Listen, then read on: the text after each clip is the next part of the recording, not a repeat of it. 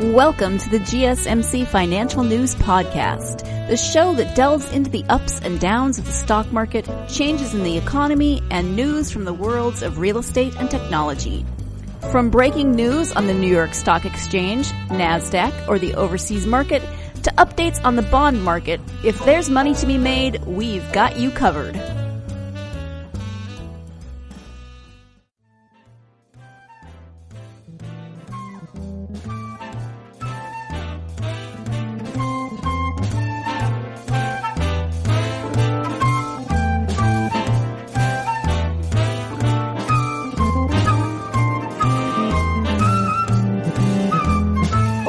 And thank you for tuning into the GSMc Financial News Podcast, brought to you by the GSMc Podcasting Network. I am your host, Chris Mitchell.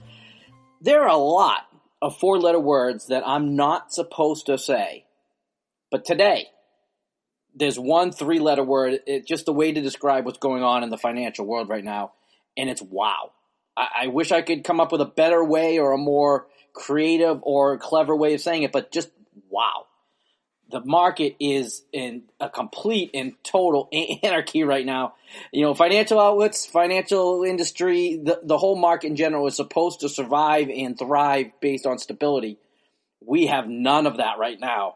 And that's just leading to more and more craziness, more and more lunacy, more and more instability, which is kind of remarkable because anyone that you talk to, from the White House to everywhere else, the economy is doing well.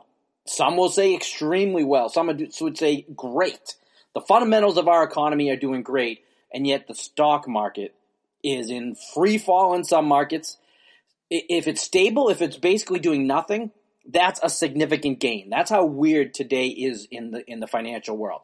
If you're doing nothing, if you're just holding pace, then you're actually succeeding today. If you're in the energy market, you are having a horrendous day. And again, that is surprising to see. Because job growth for February, people aren't even talking about it. This should have been maybe the story of the month, should be a story for the next 6 months. In the economy, we gained 273,000 jobs in February, which is a very good number. Not exceptionally crazy good. During the Obama administration, they had plenty of 200,000 plus job months. But they were expecting something in the neighborhood of about 175,000, and they ended up getting 273,000. So almost 100,000 more jobs were created in February than was expected. And that's fantastic. That is a really good month. Even people who don't want to give credit to the presidency and President Trump in their work with the economy, they can't help but admit that is a very good month. That's a very good number. And yet the stock market today dropped 7% prior to trading. So it dropped 7% prior to trading, which created a circuit breaker. They're calling it. That's what it's called. It clinched what's called a circuit breaker. So the market did not open at 9 o'clock because of prior trading. Prior to opening, the trading was down by more than 7%. So a circuit breaker was created, stopped trading, and then slowly, about 15 minutes into the market open, companies started to allow their stocks to be traded. So trading started to get going. And because of the 7% drop and then the halting of the markets, that actually did result in a 500-point increase. A 500-point increase at the start of a market, I would say, is a pretty robust beginning to the day. But that was a 500-point raise after a 7% drop, and the markets have just been collapsing ever since. So even though it went up 500 points at that time, as of noontime on Monday, the market was down 1,500 points. So it was down 7%, came back up 500 points, and now it's down 1,500 points for the day. That's what we're going through right now in the stock market, in the financial news. And so that's what we're going to be talking about today. We're going to be talking about the effect of the coronavirus. We're going to be talking about the Fed and the way that they've cut rates before and the way that they're cutting rates now. We'll look back a little bit at the way the pandemics and other outbreaks have impacted the stock market and impacted some of the growth of economies and things like that. We'll also talk a little bit about the mortgage rates because a lot of us aren't in the stock market. A lot of us aren't impacted significantly the market. or little blips like this, because most people do believe that eventually there'll be a correction. But a lot of people who invest over the long term rather than they're day traders or trying to make short term, essentially bets on the goods and the bads of the market and the futures and things like that. So a lot of us don't participate in that element of the stock market. For those of us who just invest for the long term, we just ride it out. Our portfolios take a hit for a while, and then our portfolios get it all back, and then we actually gain. That's the idea. But the mortgage rate, the mortgage industry is one place where people can actually kind of make money. And really the way that you make money in the mortgage industry is that you save money. You reduce your interest rates, you even possibly go to an adjustable, or you just refinance into a better rate for your fixed. And you can save significant amounts of money there. You can save $100, $200, $300 a month by refinancing down depending on what your interest rate is. So we'll talk a little bit about that as well. So that's on the agenda today. I'm your host, Chris Mitchell. If you want to follow me on Twitter, you can do that at CJMitch73. Let me go through some of the information that we've had today. Just give you kind of a rundown of the facts and figures of the day so far here. Again, it's been a crazy day in the markets. So let me just give you some facts, give you some information, and maybe give you some perspective on what exactly is going on here, because it's just crazy for those of you out there who don't even pay attention. It's a crazy day for anyone, regardless of what it is. So just give you an idea. Today's Dow is the worst day in the Dow since December of 2008. Today is the worst day in the Dow Jones Index since December of 2008. We're talking, 11 and a quarter years.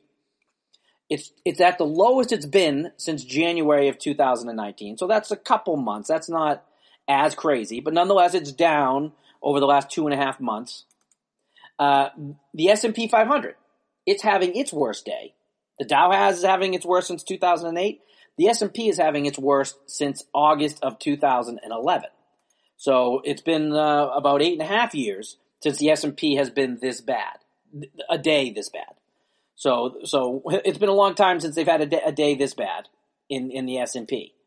So it is, again, the craziness of the day, just to give you some perspective on what exactly is going on.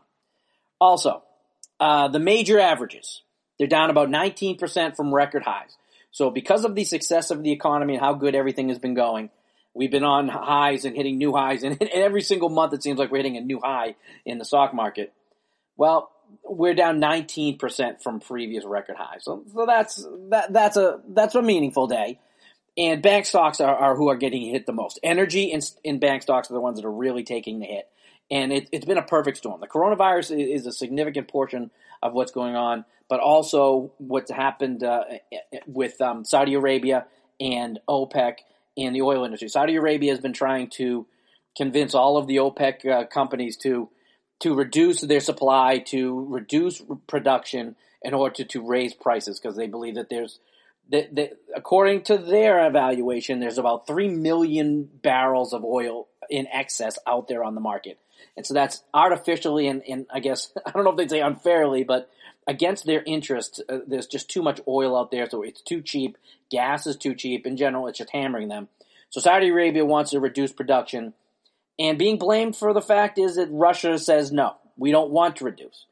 Now, that's who's being blamed right now, and again, who knows exactly who's to blame, but Russia walked away from the table. They did not agree to reduce production, and because of that, essentially a price war is going on, and Saudi Arabia has decided to push this. Interesting time to push it, because you've got coronavirus hitting the entire world, and now they decide to just throw this into the mix to make things even more and more muddied. But just to give you an example of bank stocks, Bank of America is down 37% from its recent high. So 37% from recent highs. And a lot of that has to do with the coronavirus. And again, and another part of it is because of this recent, essentially a trade war between Saudi Arabia and Russia and the OPEC corporations there. And the Bank of America has a lot of exposure in the energy market. So the impact on oil and this kind of weekend development that's now impacting everybody on Monday. So the banking industry is taking a hammering because of that, and Bank of America specifically is taking the worst of that. And it's raising concerns. And again, the stock market relies on stability. So anytime there are concerns or risks or unknowns, uncertainty, that creates panic. It's natural. That's what the market is. It's a bunch of panicked people and doing, spur of the moment decisions that are not always good for the long term, not even always good for the short term, but they just panic, and it creates a lemming effect. That's kind of the way the stock market works. It goes up and down based on the whims of investors. And some are smart, some are not smart, some are stable and reasonable and measured, some are not. Some are quick and aggressive and bold. Some would say stupid. Bold sometimes is extremely good, and sometimes it is extremely bad. But either way, what it is it causes volatility, it causes instability, and it creates a day like this, which is complete and total lunacy. So there are concerns that with this recent perfect storm of casualties here, that the crash could be as bad as it was in bank stocks in 2016. We've heard that whispered out there, and you're probably going to hear that anytime there is a rambunctious day. Anything unstable, things like that, you're probably going to hear these kinds of discussions. 2016 is a historic day period. 2008, the financial crisis, things like that. Again, another one that you'll get a lot of comparisons to. So we're hearing that.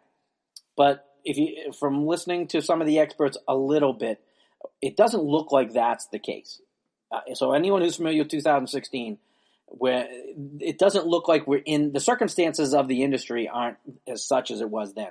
So even though the instability and the craziness is maybe similar, the underlying factors are not. One example being capital liquidity was not very good in 2016. We saw that a lot with the financial crisis, is that people were investing and there was debt all over the place and nobody had any liquidity, so they couldn't get out of their problems or they couldn't weather a storm.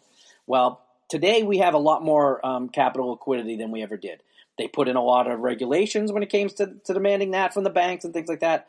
And so banks, even though in recent years they've cut into some of those regulations that were put into place after the financial crisis, a lot of it is still there. So capital liquidity is required to be higher, and therefore there is more capital liquidity in today's market. So you're seeing that. That's one thing that's different from 2016. Another one is that the epicenter of today's issues are not financially based. It's not a fundamental, foundational problem within the banking industry. It's the fact that Saudi Arabia and Russia can't agree to reduce production in oil, and the fact that the coronavirus is hitting the entire world, and over the next couple of weeks is probably going to be significantly worse than it is right now. Because America, as of right now, still doesn't fully grapple with the idea that this virus is here as badly as it is. Everyone's concerned about it. A lot of people are concerned about what's going on. I was supposed to go to a hockey game with my father this weekend, and my father is a high-risk person as far as if he was to get infected, there'd be serious risk to his life. So even though most people think it's probably fine to go to these games, and a lot of people, from what I've been able to read, if they go, they'll get it. It'll be maybe a severe flu or something like that, and then you'll get over it. But my father's a high-risk situation, and if he got it, he may actually not survive. So we decided not to go to the game. So there is a level of panic and concern in America, but the cases are nowhere near what we're going to have in a couple of weeks. The testing kits are at extremely low numbers. People aren't testing positive at anywhere near the rates that we should see already because people just aren't being tested, or in some cases, the testing was actually wrong, where people would come back as if they had tested negative, but it turned out that they were positive. So the tests are actually, for a while, they were actually incorrect. And that just leads to more exposure. It's a very contagious disease. So that just resulted in more and more people ending up with the disease that probably wouldn't have got it otherwise. So that concern is going to go up going forward. But even the concern that we have now is having a significant impact on the stock market because everyone looks at it and sees, okay, people aren't going places. People aren't spending. People don't want to go to hockey games. People don't want to travel. Nobody's going anywhere near a cruise ship. And doctors and the CDC are even telling you not to. So all of these different things are just signs that recession and regression in spending is coming. So those are kind of what is fueling the problems in the market right now. So if it was a fundamental problem with our economy or a fundamental problem with the stock market or a fundamental problem with the lack of liquidity in the banking industry, which was a major concern during the crisis that almost brought down the entire world, if those fundamental structural issues existed, then you could see how this panic would be much more justified. Whereas right now, it looks like it's more of a blip, but nonetheless, we don't know how long it's going to take. Russia, for whatever reason, doesn't want to reduce production. There's some speculation about what that is, and I'll get into that going forward. But it's just looking like it's just a perfect storm of consequences and circumstances that are creating a bad situation at the moment. So let me give you some more details about what exactly is going forward and some of the things we should be concerned about as we move forward here on segment 1 of the program. I'm your host, Chris Mitchell. Hopefully you're enjoying the Financial Times by GSMc here. The S&P is down nearly 20% from its peak. And one of the concerns when it gets to that is that if you get down 20% or more, that means there's a 60% chance of a recession. Everyone hates that word recession. Everyone says, all right, the economy is eventually going to recess. We're going to have another recession. It comes and goes. We always have these ebbs and these flows, these ups and these downs. With growth, eventually comes recession. So a recession is coming eventually, but nobody wants it to actually happen. Once the S&P is down somewhere near 20%, that is a good indicator that a recession is possibly coming. It at least puts it up to a 60% number. So as of today, if it isn't just a weird little blip created by lunacy and insanity, if this was some kind of fundamental economic circumstance situation in America, then we would be 60% more likely to have a recession in the not-too-distant future than normally would be the case. So that's a concern.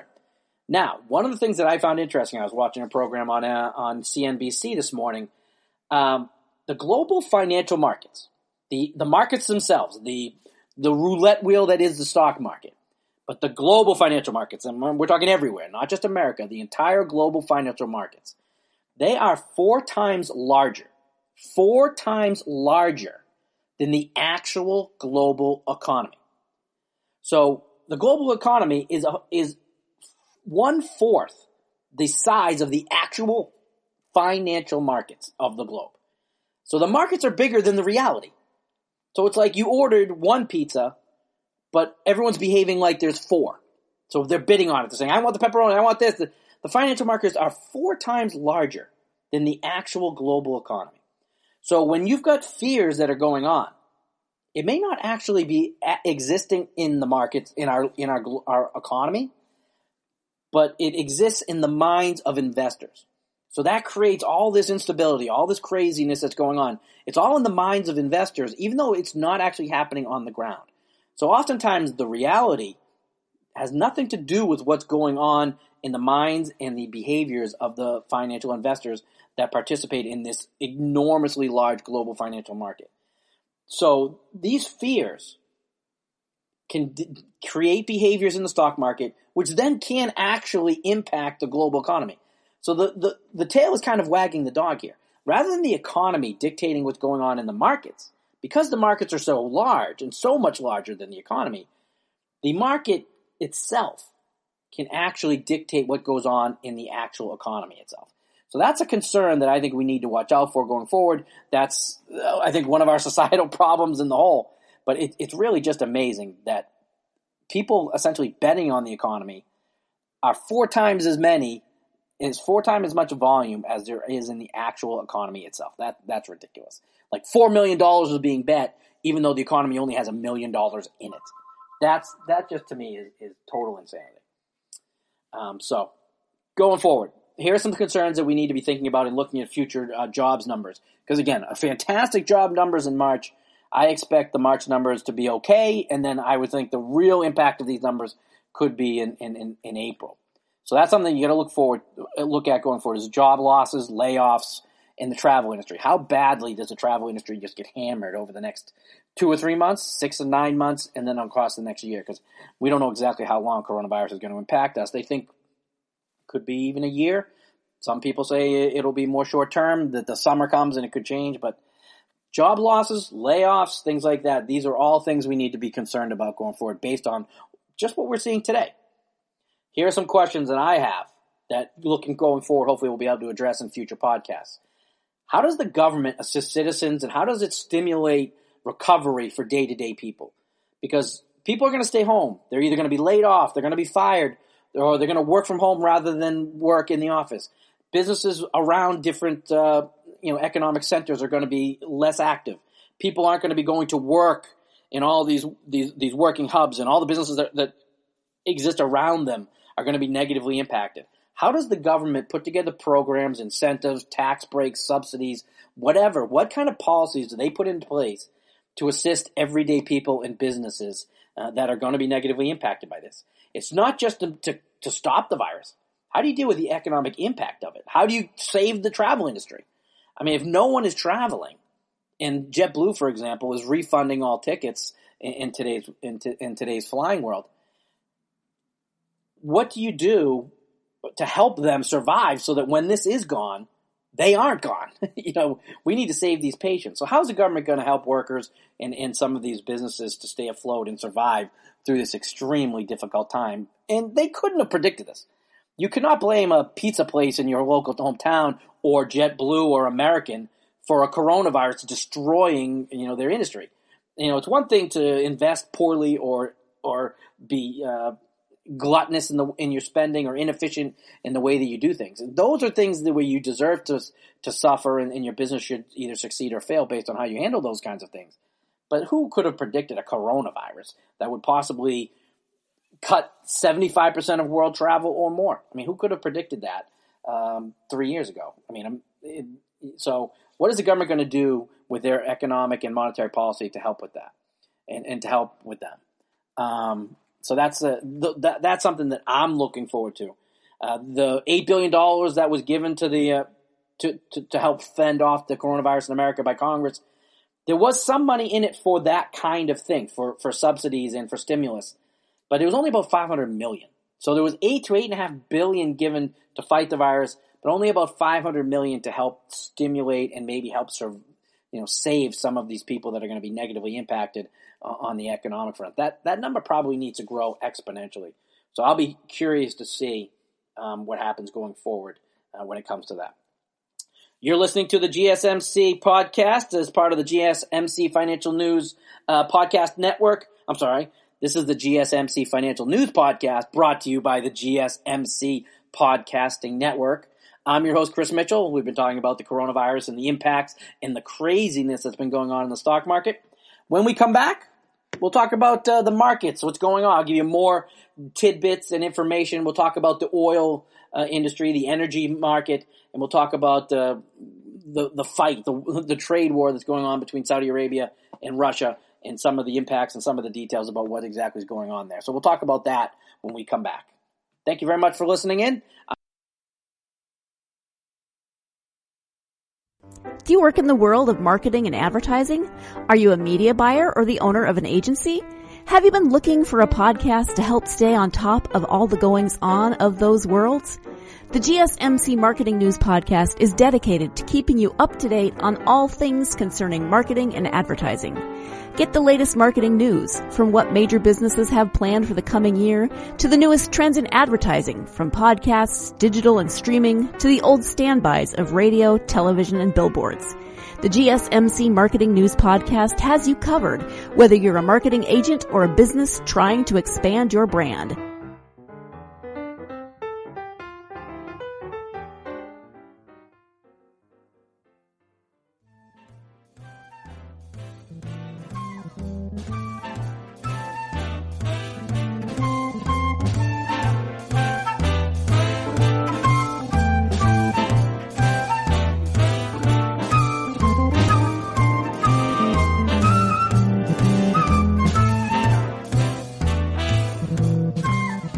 Everybody, and welcome back to the GSMc Financial News Podcast brought to you by the GSMc Podcasting Network. I'm your host, Chris Mitchell, and we're talking about the coronavirus and the impact on the financial markets and the wild and woolly day that's been going on with all the drops in the market and the slamming of the different energy in the financial markets and the banking industry and the banking markets. We're really having an eventful and crazy day. And what made today worse than it ever, the markets are probably going to slowly be down with some blips, because the markets always are going up and down. But because of the coronavirus and the fears and things like that, for the most part, I would expect the markets at least to slow down their improvement and their growth. And we may see, over time, probably even some drop in the markets overall. But today was an epic. I mean, they didn't even open the market on time because of a circuit breaker was clicked because there was such a large drop before trading even opened. So the market dropped 7% before anyone was even allowed to trade on the day, the pre-day trading. And one of the reasons was the oil. Saudi Arabia they were having a meeting, and Saudi Arabia wants to reduce production because there's too much oil out there already. They're producing too much.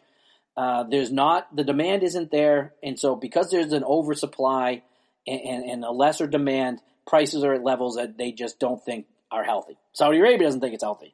They tried to convince everybody that's part of OPEC to agree with them, and Russia was unwilling to agree. Now, one of the motivations people suspect is that Russia's unhappy with America's sanctions on them, and so they're trying to destroy the shale industry. The thought is that if gas prices and oil prices remain low, that the shale industry will go bankrupt. This, I would think, would take a little bit of time. It's not going to happen over 2 or 3 days, but if that's the case, if that is Russia's plan, I don't know if it is, but there's been speculation that maybe that's what they're doing.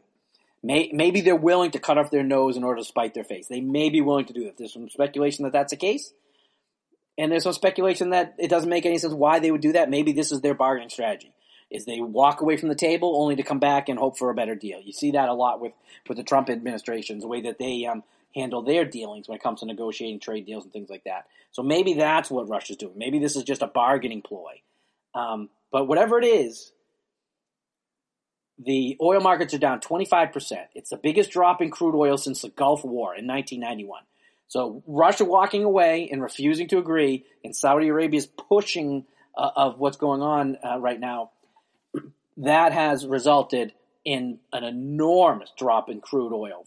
And again, going all the way back to the Gulf War in 1991. We went to war, and because of this little move by Russia, the impact on the crude markets has been the equivalent of that. That's really kind of remarkable. The S&P energy sector is also plunging, and that's energy in general. Of course, if oil and gas is being impacted, then of course all the other sectors are going to be impacted. And for the most part, we see that it's mostly negative. There are some industries like natural gas is actually staying stable. It's not like they're booming, but they are staying stable. And in today's collapse, stable is considered winning. And so the natural gas industry, the sector, is doing, again, quote unquote, well, based on the craziness of what's going on today. But most of the other sectors are not doing so well. So that's what we're seeing when it comes to that industry. Obviously, oil is a significant part of everything. Gas and oil, I mean, supposedly every time we go to war, it's because of oil. So when they're talking about supply and demand, and this kind of strikes me as kind of strange, that they're allowed to manipulate the entire industry. So they can sit down as a group, legally, and decide how much they're going to produce so that they can control the supply and therefore control the demand and therefore essentially manipulate the pricing. That's not supposed to be allowed. We're not allowed to do that.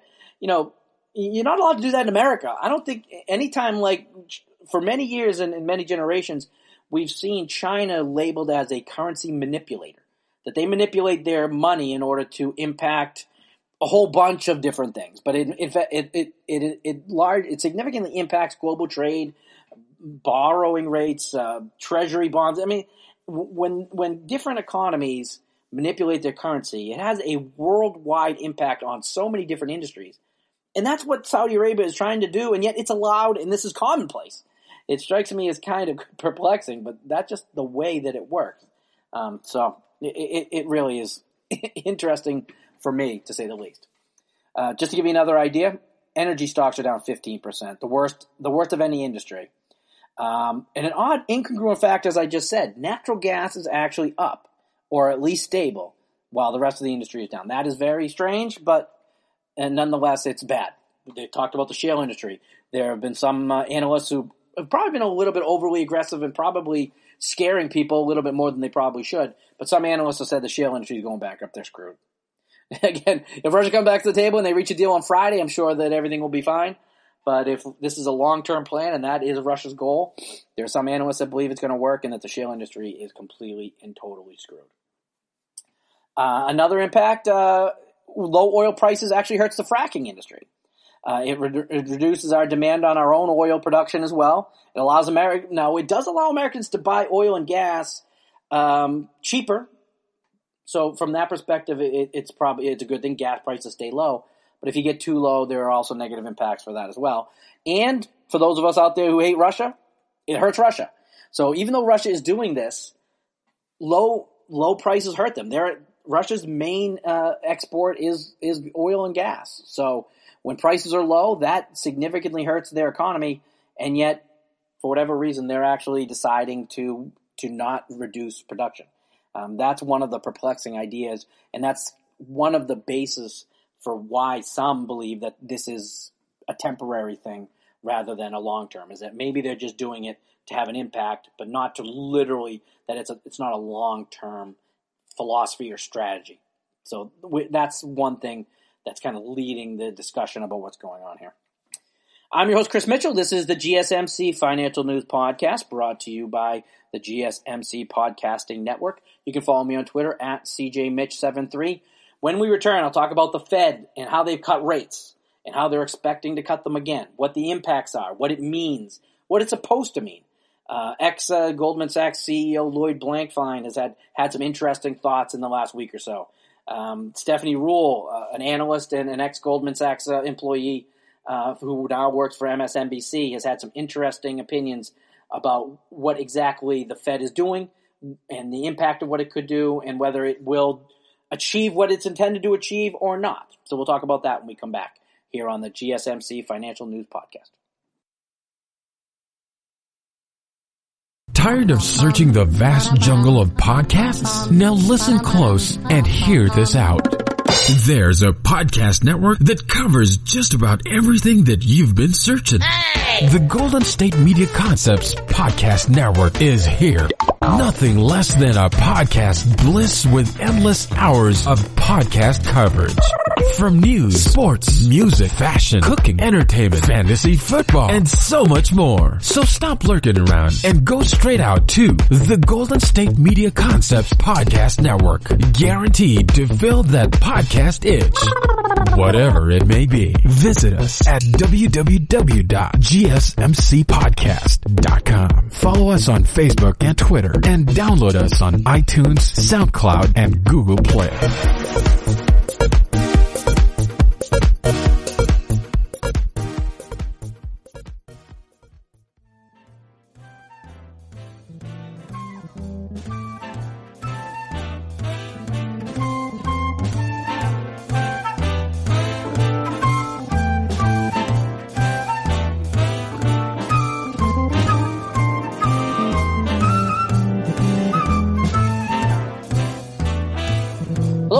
And welcome back to the GSMc Financial News Podcast, brought to you by the GSMc Podcasting Network. I am your host, Chris Mitchell. We've been talking about the coronavirus and its impact on the financial markets. We were also talking a little bit about oil and some of the other impacts of what possibly caused today's market. I've been calling it lunacy or insanity and things like that. We also talked about just some of the comings and goings of what's actually going on in the market. But a lot of it has been coronavirus, but we've been talking about both the coronavirus as well as what's going on in the oil industry and the trade war, as you might call it, between Russia and OPEC and Saudi Arabia. Right now, for segment number 3 of our program, we're going to talk about the Fed and how it cut rates. Now, the reason behind the Fed is supposedly it's supposed to stimulate spending. It's not necessarily supposed to specifically – it's not supposed to be political. It's not supposed to specifically react to any specific thing unless it somehow is detrimental to the continued growth of the economy. So the idea behind cutting rates is to increase investing. So because it makes it easier for businesses to borrow money, and when they borrow money, they invest it, they spend it, they hire, they invest in R&D, variety of things. Whatever they want to do with it, the goal is to borrow money cheaper, to get money cheaper, and then use that money to invest, which is good for the future.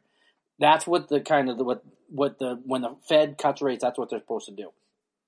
Now, just last week, they cut rates by 0.5 point. That is significant. 0.5 point may not mean anything to people who don't follow the stock market or the mortgage rates or anything like that, for that matter. But it's the first time that the Fed has cut rates by 0.5 point since late 2008, which was the financial crisis. The financial crisis almost brought down the entire world economy. I'm not exaggerating when I say that. The ripple effect of the financial crisis was so fundamental in the whole foundation of the world's economy that it almost brought down the entire economy.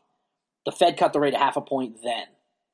So just to look at it from that, we were in a truly, we were possibly on the verge of a worldwide depression. Something far worse than we ever saw during the Hoovervilles and the actual depression that we had in America. We almost created that on a world scale in 2008. And the Fed, as a way to try to deal with that, cut rates by 0.5 point. And now, I guess theoretically, because of the coronavirus, they cut it by 0.5 point recently. Now, that seems like an overreaction, which is part of maybe the problem. Maybe they shouldn't have done that. I think they can be criticized for that. But just to give you an idea of how significant a 0.5 point cut in the Fed rate can mean, if it is accurate. If you were to say apples to apples, that crisis in 2008 is equal to what we are now, which I don't believe is the case, but if you look at it, that's theoretically what it should be. That just gives you an idea of how serious a 0.5 point cut is. And that's interesting, to say the least.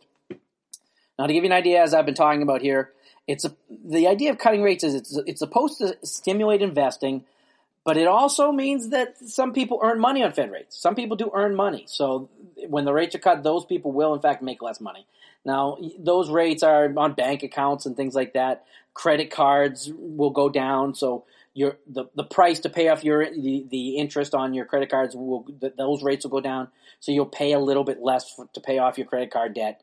Like I said, you'll make a little bit less money on your bank accounts, to save your money in a bank, but nobody's making much money on those anyway. These are relatively minor impacts, but they are impacts on the positive or the negative nonetheless. Something also to keep in mind is the cut. If the cut doesn't succeed in stimulating investment, then all it does is reduce those incomes in those small ways.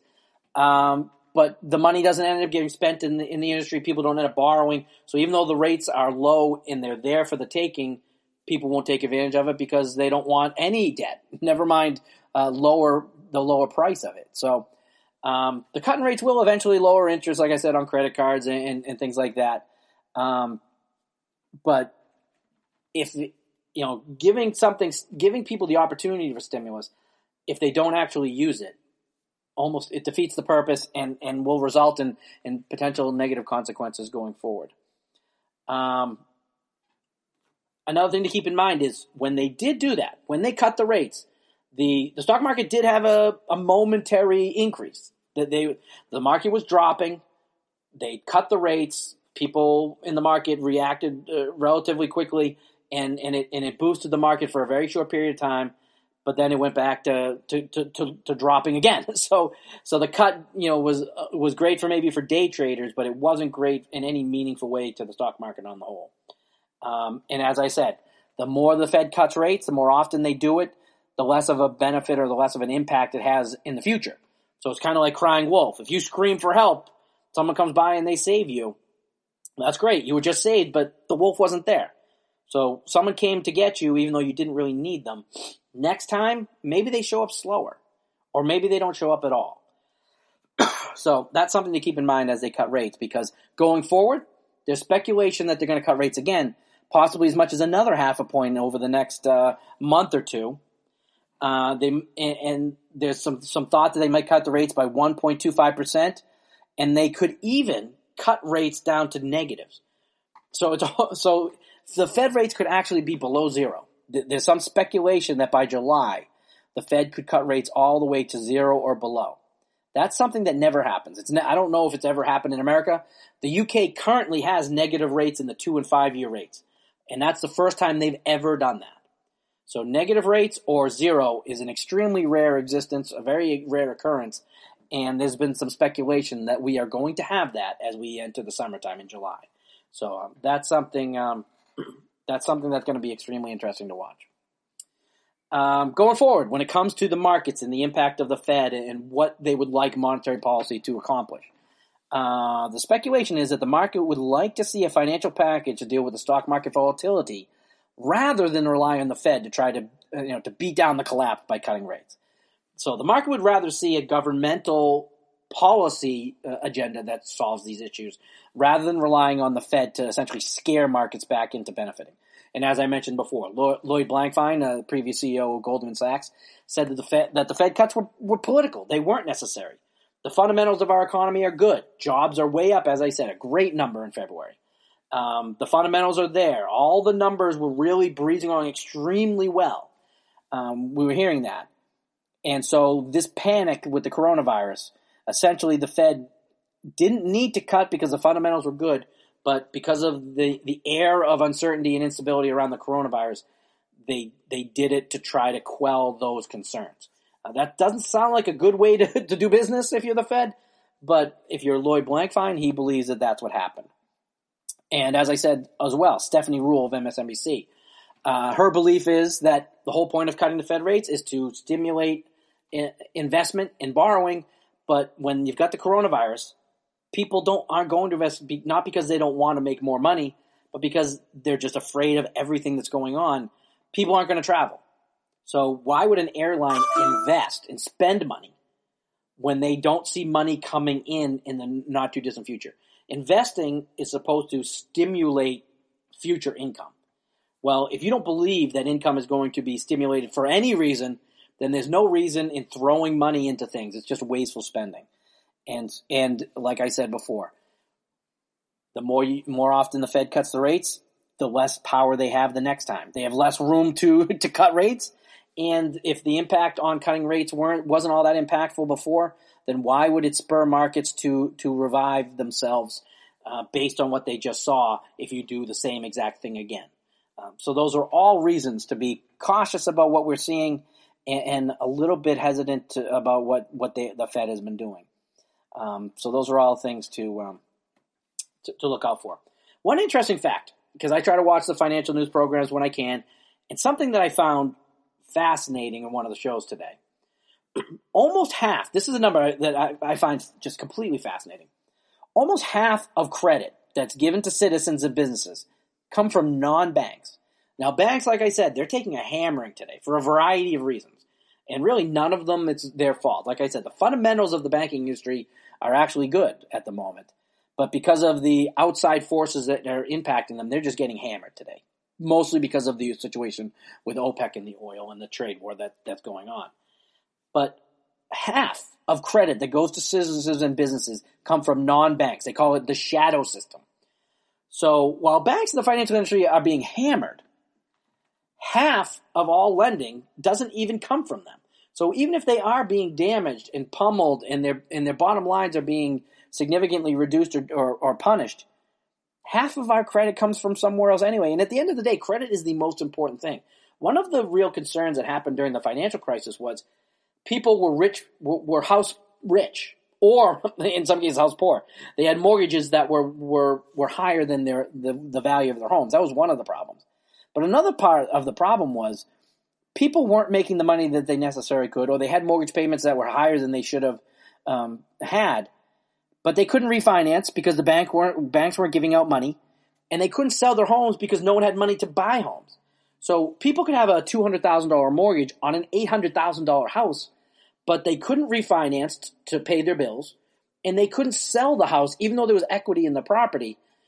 So they ended up being foreclosed on. So the banks ended up taking on all these properties and all the expenses that goes with it, paying the taxes, paying the insurance, all these different things. Even though there was no real necessary reason for that to happen, it's just that was the functioning reality, is that when money gets frozen, everything gets frozen and people suffer. So in today's world, that's really that's not necessarily the case. Now, because of this, the shadow system, 50% of all loans coming from outside of the banking world. Now, maybe in a panic situation, the shadow system decides to cut off lending as well. But they're speculative. They're not regulated in the way the other ways were, and they may be more speculative and more willing to lend in times of crisis than banks. So I found it interesting that half of all credit is provided through the shadow system rather than the banking industry. I found that extremely interesting. So when we come back, how can monetary policy affect coronavirus damage to the economy and the Fed? Should they be dictating to the markets, or should they just be a judge or referee on the markets rather than actually trying to dictate what goes on? That's what we've just been talking about. When we get back, I want to talk about the mortgage industry. I used to work in the mortgage industry as a loan officer. It's interesting. I was working in the mortgage industry during the financial crisis. It was fascinating what was going on then. It was fascinating what people were doing then. I want to give you a little bit of information because your house, one of the reasons why the financial crisis happened was Bill Clinton wanted to make it easier for low and middle class people to be able to purchase homes. So he wanted to reduce restrictions, provide ways for them to get into their homes because he saw that the way that people were going to retire with the problems in Social Security and with and the disparity in incomes, one of the ways that people could retire was by building up the equity in their home over years, and it's almost like an investment. And then they sell their home, they downsize, and they use that money from their home to fund their retirements.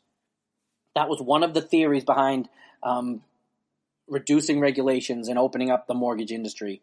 Because it started with Bill Clinton, and the collapse happened because of the Bush administration. But that was one of his intents. And, the road to hell is paved with good intentions. That's essentially what happened with the Clinton administration. So, equity in your home is one way in which you can fund your retirement. But savings on a month-to-month basis was one way that people were saving their day-to-day lives during the Bush administration. People kept refinancing, either taking money out of their homes or just refinancing to reduce their monthly payment so that they could more easily afford what they were getting. So if you can save $100, $200, $300, $400 a month just by refinancing, even if maybe over the long term you end up spending more in interest, that was an appealing kind of financial decision that people made during the craziness of the mortgage industry that eventually led to the financial crisis when it came to the mortgage world.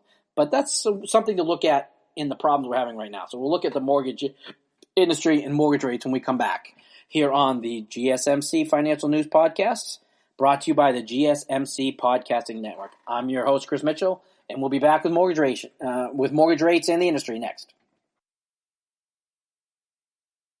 Are you tired of the same old news? Are you sick of the seemingly endless political spin and negativity? The GSMc America's Still Beautiful podcast is a weekly news podcast covering all the top positive and uplifting news stories. We cover stories that will inspire, uplift, and remind you of the good in the world. Tune into the Golden State Media Concepts America's Still Beautiful podcast to get all the great and positive news stories of today. Download the GSMc America's Still Beautiful podcast on iTunes, Stitcher, SoundCloud, Google Play, or anywhere you find podcasts. Just type GSMc in the search bar.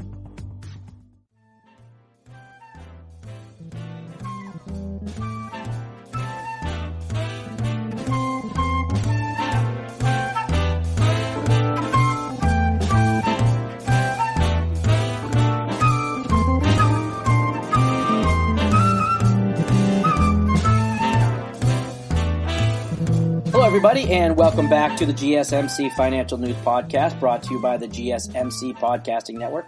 I am your host, Chris Mitchell.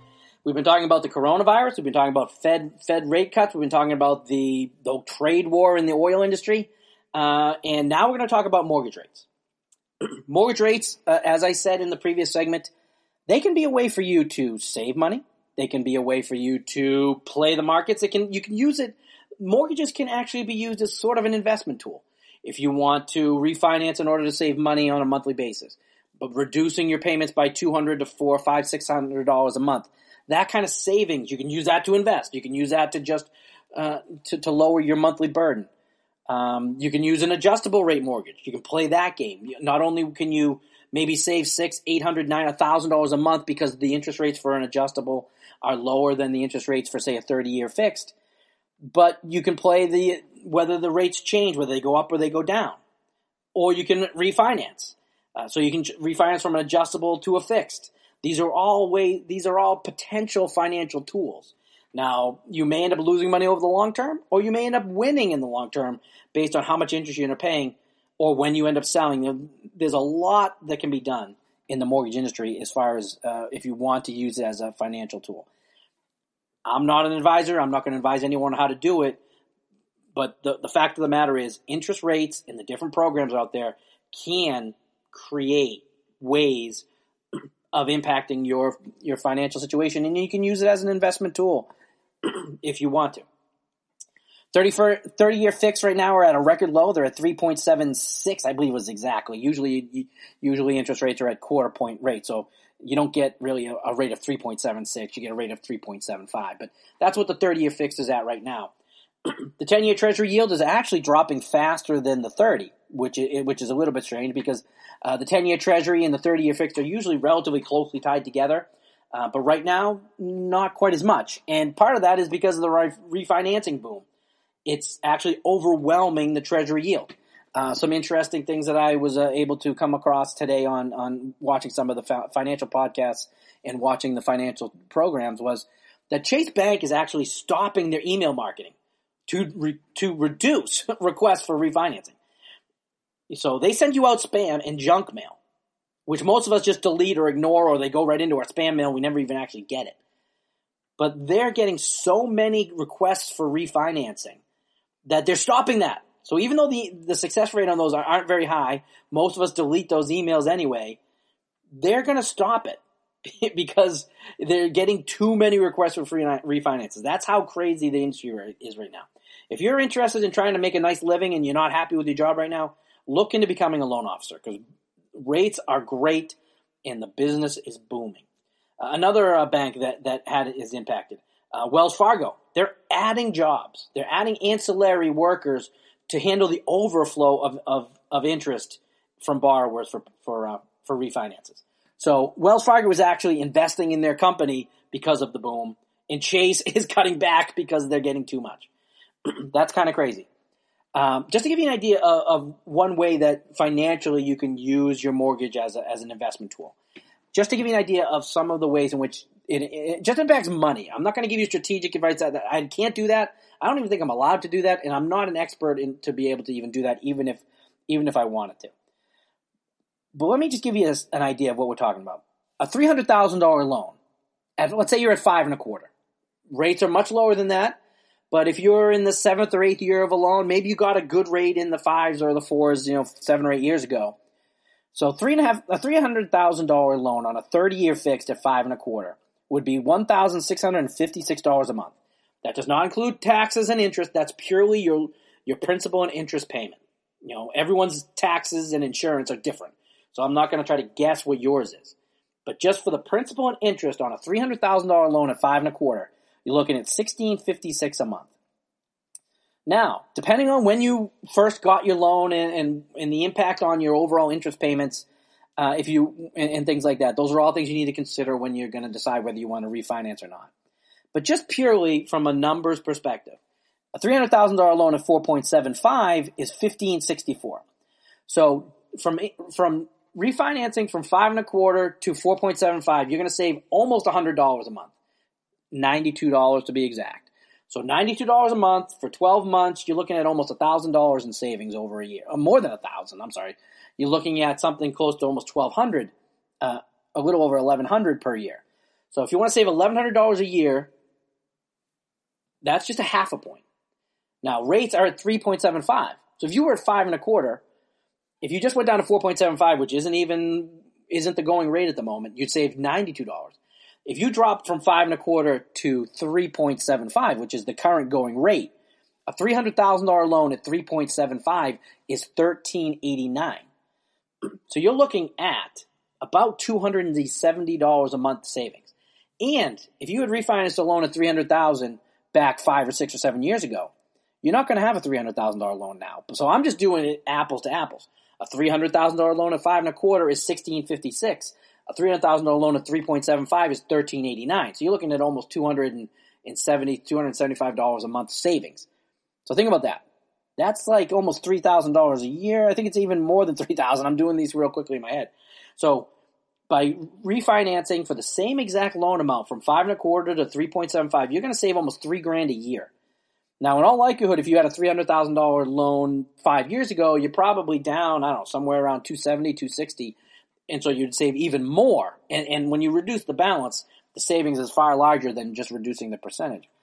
So just to think about that, that is significant savings when it comes to just refinancing.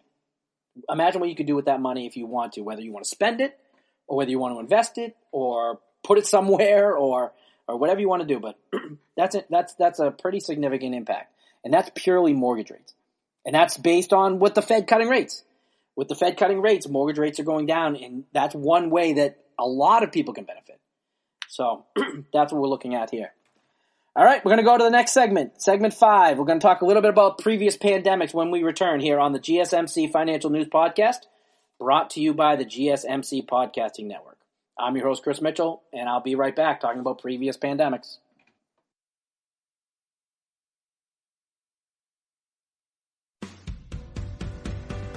The Golden State Media Concepts Travel Podcast, the show that gives you advice on everything travel. We explore places you've always wanted to go, as well as giving tips for traveling in those places. We'll give you advice on the best sites for travel tips, information, and discounts. Join us as we travel the world, explore cultures, and meet new people. The Golden State Media Concepts Travel Podcast has got you covered. Download the GSMc Travel Podcast on iTunes, Stitcher, SoundCloud, Google Play, or anywhere you find podcasts. Just type GSMc in the search bar.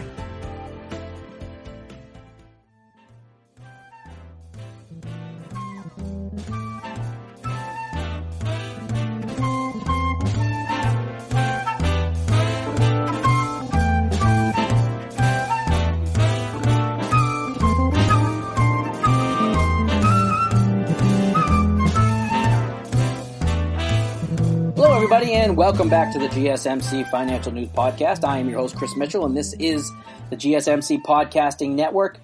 We've been talking about the coronavirus, mortgage rates, the impact of the oil issues with OPEC and Russia and Saudi Arabia, and some of the impacts of the Fed rate cuts and things like that. Now I'm going to talk a little bit, because we were talking about the coronavirus before. Now I want to talk about the impact of previous pandemics on the economies in general. And I just want to go over some of the recent impacts. Back in 1981, during the HIV and AIDS problems or concerns or the outbreak, the S&P, which we talked about before, is way down, about 15% today. The S&P is getting killed in the stock market today. The 6-month impact on the S&P for AIDS during 1981 was only 0.3% in the negative, 0.3 over 6 months. So it had almost no impact on the S&P over the 6 month. 12 months. After 12 months, the impact was a little bit more significant. It was 16.5%, and that's in the negative. So the 12-month impact of HIV and AIDS in 1981 during that pandemic was the negative impact over a 12-month span on the S&P was 16.5%. But that was over a 12-month span. The S&P is down 15% today. So that's something to keep in mind. The S&P is down 15%. Let me just make sure. The major averages are down 19%. I'm sorry. So they're down 19% today, and the S&P is down almost 20% from its peak. So most of the major outlets are down 19%. The S&P is down 20% from its peak. Over a 12-month span during the HIV outbreak, over a 12-month span, the S&P only went down 16.5%. So that gives you an idea of the impact of what a pandemic can be and how severe this quick little snapshot in time is on the S&P right now. Now, in September of 1994, the pneumonic plague. I don't remember that, to be honest with you, but nonetheless, it was a plague. It was actually up. Over a 6-month span on the S&P, rates were up 8.2%. And over a 12-month span, it was up 26.3%. So during the pneumonic plague, the S&P actually increased 8% over 6 months, and 26% over 12 months. When SARS happened in 2003, I remember that. I had a friend who thought he was infected. Over the 6-month span, it was up 14.59%, and over the 12-month span, it was up 20.76%. The avian flu in 2006, up 11.66% in the 6-month, 18.36% over the 12-month. The dengue fever in 2006. 2006 had a lot of problems when it came to issues. The flu, the fever, my goodness. The S&P was up 6.36% over the 6 months and 14.29% over the 12-month. And these are up. So right now, the S&P is down 20% from its peak. Most of the major markets are down 19% right now. And these are down. Most of the other S&P during these other pandemics, the markets actually improved over a 12-month span. So that's just something to keep in mind is right now we're in a severe panic. But if you look back at previous pandemics or outbreaks of negative kinds, we actually benefited from them. The swine flu in 2009, 18.72% up in the 6 month, 35.96%, so almost a third. The S&P increased almost a third during the swine flu in 2009 over the 12-month span. Cholera, 13.95 and 5.63. MERS during 2013, we all remember MERS, 10.74 and 17.96. Again, up 10% and up 17% over the 6th and 12-month span. Ebola, 2014. President Obama got a lot of criticism for his handling of that. The S&P went up 5%, 5.34% over 6 month and 10.44% over the 12 month. So it doubled the 6 month almost during Ebola. The measles in 2014, 0.20. So it stayed basically stable for the 6 month and it was down 0.73 over the 12. So during the measles and Ebola, it basically stayed stable. Zika, everyone remembers Zika, the 2016, up 12% for 6 months, up 17.45% on the 12 month. And then measles and rubella again in 2019. So we had it in December of 2014. We also had it in June of 2019. It was up 9.82%. And for some reason, the stat that I got it from has NA, so not applicable. So I guess they didn't examine the 12-month for that one, and they just looked at that as temporary. So for all of us out there watching the markets and concerned about the coronavirus, and there's lots of reasons to be worried, and it is going to affect a lot of our economy, and it looks like that's going to be the case. On the stock market, the impacts end up being much less significant. So right now, it's looking like horrible. It's looking horrible today. But 6 months from now and a year from now, we may even be up. So just a little reason for hope. I'm your host, Chris Mitchell. This is the GSMc Financial News Podcast brought to you by the GSMc Podcasting Network. When I come back, the lighter side of the financial world. We'll talk about some billionaires not having the best of days. Some industries that are actually benefiting from the disease and from the virus and from the lunacy of the way that we behave here in America. We'll talk about that when we come back.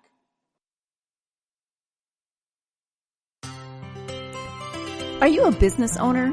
Someone interested in the latest news that might affect your business? Then check out the GSMc Business News Podcast, a show dedicated to keeping you up to date on all things concerning business, technology, and the stock market. Get a head start on the day as we keep you updated on the latest goings-on Wall Street, money, jobs, and technology. The GSMc Business News Podcast has you covered.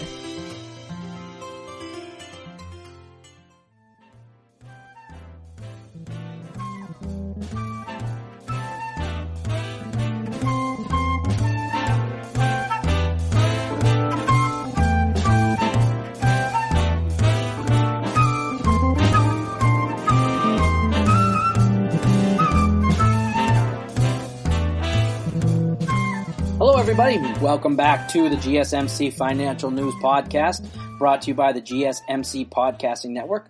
I am your host, Chris Mitchell. We've been talking about the financial markets that have just had an insane day out there. We've talked about the coronavirus. We've talked about the Fed cutting rates, the impacts of those, the impact on the oil industry with Saudi Arabia and Russia appearing to go to a trade war over the desire to reduce production of oil. Russia doesn't want to do it. Speculation is that they want to hurt America and the shale industry and the fracking industry because of the sanctions that we put on them. That's a speculation. We don't know if that's a fact. We haven't heard any statements out of Russia to confirm that, but the speculation is that they want to hurt us because our sanctions are hurting them. So we talked about that. We talked about mortgage rates in ways that the rates are at all-time lows. Refinancing is booming out there. Banks are actually struggling to deal with the volume of people that want to refinance. So that we've been talking about all of that. And now we're talking about a few of the lighter sides of what's going on in the financial world. So let me tell you a couple good things. And I figure, as an American, if you can't take pleasure in someone else's suffering, then maybe you're not American.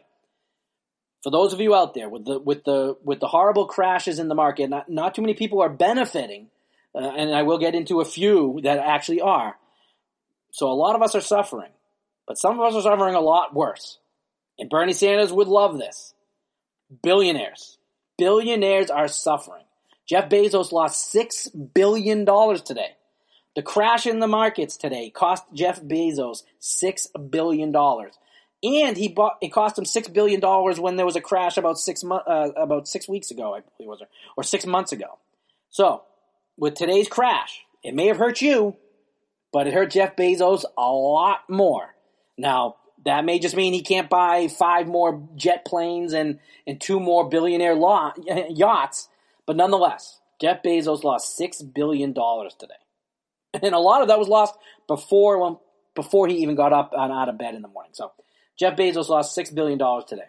Mark Zuckerberg, the CEO of Facebook. A lot of people are not very happy with Facebook based on how they handled the elections and just in general. The fact that they seem to be stealing our information and not telling us about it. A lot of people aren't very happy with Mark Zuckerberg. They're not very happy with Facebook and the way they treat their users. He's lost $4 billion today. And so is Warren Buffett. I think Warren Buffett's a nice guy. He comes across as a Santa Claus-y, happy grandfather kind of guy, nice guy. Doesn't seem like he's a mean person. I've never heard anyone say, voice contempt or anger towards a Warren Buffett, sort of like they do with Jeff Bezos and Mark Zuckerberg.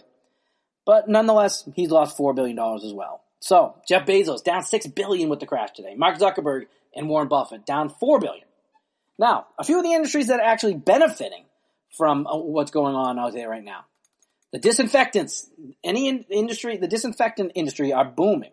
So if you own Clorox stock or Lysol or Purell, you're all benefiting because everyone wants to kill germs, and the way that you kill them is using some of these products. Germaphobes, like President Trump, they have to be taking solace in knowing that everyone is washing their hands. Not only are they washing their hands more, exponentially more, but they're also washing their hands better. They're using hot water. They're washing them for 20 seconds. You hear all these now. I didn't know you were supposed to wash your hands in any exact specific way, but you are, and now we're learning about that. So germaphobes who don't like to shake hands, don't like people touching people, take solace in knowing that now we are getting closer to as paranoid and anal about cleanliness as you have been doing for all these years. So, germaphobes, congratulations. The coronavirus might kill some people, but it'll make a lot more people a lot easier to shake hands with. So congratulations to you. This is my own personal opinion. We're seeing it today in the markets, but I think we're going to see this going forward. Some benefits of the coronavirus, some businesses that are going to benefit, will be the Netflix and the streaming companies. Anyone who provides entertainment so that you don't have to leave your couch, those are people that are going to benefit. So Netflix, Hulu, any television network in general. We're going to be watching more TV, if that was even possible. It looks like now we're going to be. People aren't going to be going to theaters to watch movies. They're going to be buying movies on Netflix and Amazon Prime and all those. So even though Jeff Bezos lost $6 billion today, he'll make it all back because you're going to watch more Prime videos over the next year. But nonetheless, the streaming services are all going to benefit from this coronavirus. And this is one, I think, a contradictory opinion, or at least it seems incongruent to what most people may think. I'm a sports guy. And I think the NCAA is going to benefit huge from the coronavirus. Now, March Madness is coming up, and there's a concern that they may have to have games without fans. They may have empty stadiums. They've done this in the past. There was an outbreak on a campus that had a championship game, so the teams that played in that championship game played to an empty stadium. We could have that. By the time March Madness comes in another week and a half, we could be in a situation where they just either people don't show up because they don't feel safe going, or just out of the abundance of caution, they may actually not allow fans in at all. So they may have to refund money, or people may ask for refunds if they're allowed to go, and they'll have to decide whether they're going to refund people's tickets or not. We'll see what happens with that.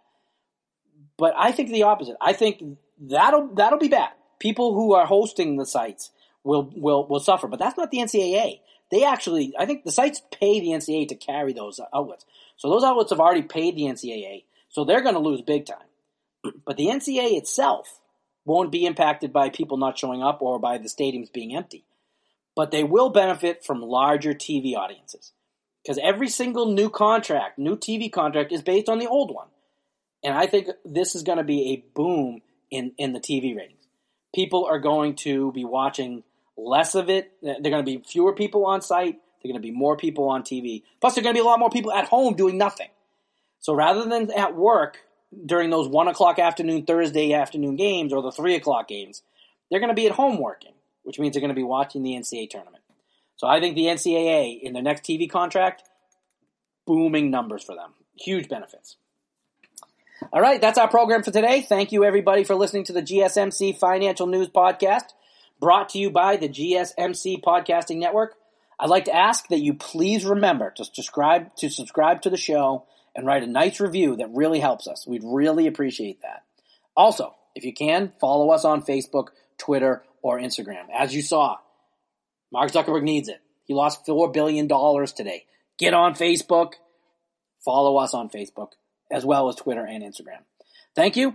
From your host, Chris Mitchell. You can follow me on Twitter at CJMitch73, and have a good night. You've been listening to the GSMc Financial News Podcast, part of the GSMc Podcast Network. You can find this show and others like it at www.gsmcpodcast.com. Download our podcasts on Apple Podcasts, Stitcher, SoundCloud, and Google Play. Just type GSMC into your favorite podcast app to find all of the shows from the GSMC Podcast Network. From movies to music, from sports to entertainment, from business news to weird news. Please subscribe to the podcast and follow us on Twitter and Facebook. Thank you, and we hope you've enjoyed today's podcast.